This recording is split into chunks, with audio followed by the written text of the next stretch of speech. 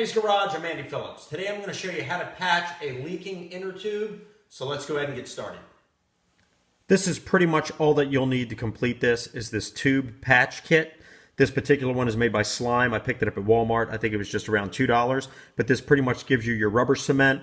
You have the scuffer, the little metal piece that you use to scuff up the rubber of the inner tube before you apply the cement in the patch. And then you have different size patches, which is good because depending on the tear or the leak that you have, it may be bigger or smaller, so you have different sizes. So this is pretty much all you need.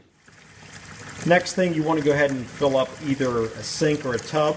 Go ahead and plug it up and fill it. That way we can put the inner tube in there and we can see where the air bubbles are coming out of to diagnose where the actual leak is. All right, now let's take the inner tube. We're going to put it in.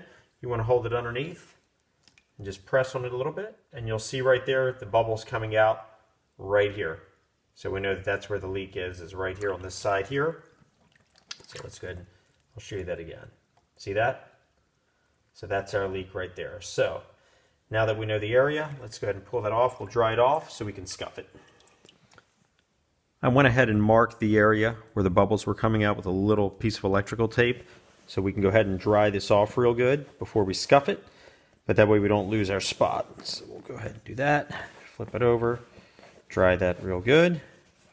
And then now we're ready to get out the little scuffer so we can start scuffing that area and getting it ready. This is the scuffer that comes with the patch kit. And you're going to want to use the rough side to go ahead and scratch up the rubber surface to kind of get it scuffed up so that way the glue can adhere to it properly.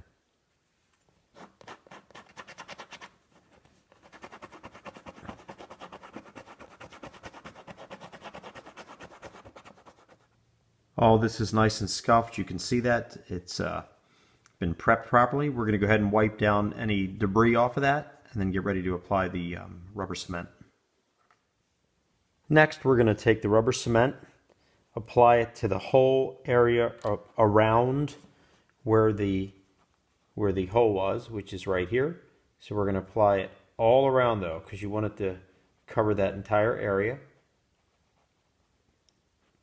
And then you want to go ahead and work it into that area. Make sure it really gets into the rubber of the inner tube. And you want it to be going outside of that boundary as well. So that way when the patch is on, it's completely covering that area. So we have that in place. You don't want to have it too much where it's oozing, but you just want to kind of work it in.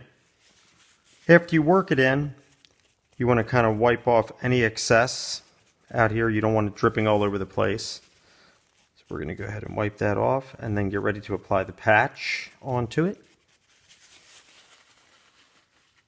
Once you select the desired size patch, you want to remove the foil side first, leaving the plastic side on. Peel it off gently, and you do not want to touch that side at all. Next, what we're going to do is going to apply that right here onto the rubber cement. Go ahead and apply that. With the patch adhering to the cement, you want to gently peel off the plastic coating. Go ahead and pull that off slowly. And with the plastic off, gently go around the edges and make sure that this patch is nicely glued down and tight along the edges in the cement, and just press everything down all around gently. Make sure it's nice and secure. And you can see here it's nice and, let's see if I can get a shot here. It's nice and snug.